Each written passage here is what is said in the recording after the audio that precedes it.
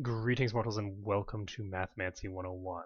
I have loaded up a historical save point here so that I can show you how not to build an army and give you some pointers on how to actually build your units. So as you can see here, Spain has built a lot of cavalry. Let's take a look at how many cavalry we have in our overall military. We have a total of 27 units of cavalry split between 3 armies, it looks like. Yes, split between a total of 3 armies. We have 59 infantry, we have 9 cannon. Now, these artillery, we only have 9 of them. So, let's take a look at the way that the combat is actually going. So we have this fight. We are currently in the shock phase, where the cavalry are the most useful.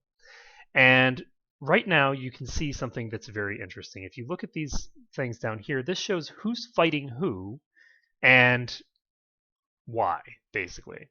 Now, what you can see here is that on either side here, we have 1 infantry flanking, and then we have 2 cavalry flanking. So on either side, you'll see these 2 cavalry flanking. Now, that's because we have a flanking range, as you can see right here, I'm hovering over it, flanking range of 3 on this unit, and we have a flanking range of 1 on the infantry. The initial slots will always be filled with infantry up until the limits of the flanking range of infantry. Okay, so that's very important. And you can see it in this particular fight. Because we have 5 cavalry in this fight, we have all of these infantry that are engaged in the fight, we have a few infantry that are spare, and we have exactly 4 cavalry that are actually engaged in the fight. This guy here, he has a flanking range of 3, and he's 4 tiles away. He's not actually involved in the fight. So despite the fact that he would be doing almost triple the damage during this phase compared to this infantry, and overall deals almost twice as much damage during a fight if he's flanking like this, he's just not doing anything. And that comes down to the way that the regiments are spread. So because of the way that they're spread, cavalry beyond the difference between your infantry range and your cavalry range are completely wasted. So you don't want to build them. There's no reason to have a 5th cavalry here if he's not going to engage in combat. It's just that simple. So for when you are outnumbering the enemy, you want to have a number of cavalry that's equal to your flanking range your cavalry flanking range minus your infantry flanking range, then times 2 for one on each side. So if they have 1 more range than the infantry, you want 1 extra one here and 1 extra one here. Since we now have 2, we want 1 extra one here, 1 extra one here, here, and here.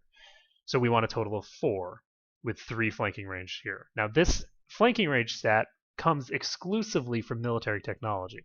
So at anything below rank 18, you are going to want to have 2 cavalry per army. Any more than that is a total waste. You don't want more than that. Once you reach 18, you want 4 per army. Once you reach rank 30, now the reason that we're skipping rank 23 is because while it does increase our flanking range with cavalry, it also increases our flanking range with infantry. So the cavalry will not be filling in those flanks, the infantry will. So both get a +1, which evens out. So at rank 30, we will cap out at our flanking range, and by extension, go with 6 cavalry per army. Again, this is assuming that we can actually outnumber the foes. Now, if you are fighting as a smaller nation and you're trying to fight in mountains and things like that, you're fighting defensive battles to try and survive, or you just have very highly disciplined, very just terrifying small numbers of troops, if either of those are the case, you don't want cavalry at all. Cavalry are not very useful unless they're flanking. The reason being is that they cost 2.5 times as much as an infantry. And the important thing to remember is that your army force limit is all well and good, but it only increases the cost of things, and it doesn't increase the cost by enough to justify having extra cavalry when infantry will suffice. It just doesn't. You want to have as many infantry as you can afford and as many cannons as you can afford, and just the bare minimum of cavalry because they're just too expensive for what they do, except in small numbers. Now, that being said, let's look at artillery because thus far it seems like infantry are pretty much the god tier army that we want everything. Well, the other reason that this army is very poorly put together is this army has 42,000 troops and only 9,000 artillery. Now, you want to have as many artillery as necessary to fill whatever flanks you are going to be against. See this guy right here?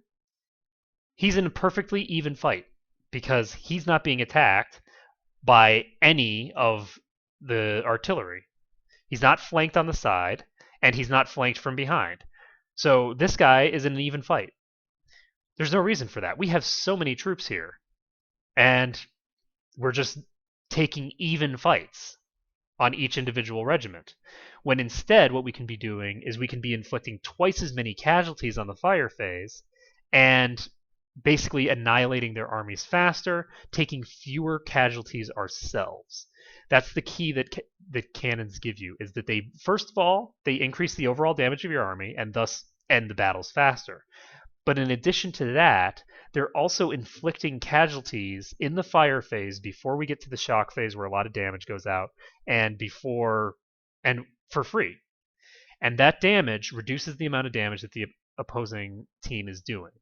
So it has this double bonus of reducing the duration of the conflict, and for the duration of the conflict, you are taking less damage per round. Those two things together make cannons absolutely amazing. You want to have as many artillery as you can to fill out your flanks. That being said, you do not, or to fill out your back row. That being said, you do not want to have more artillery than you have anything else because artillery suck on the front line. If artillery on the front line, they actually take double damage on the front line. And they are not powerful enough to justify having on the front line. You could potentially justify.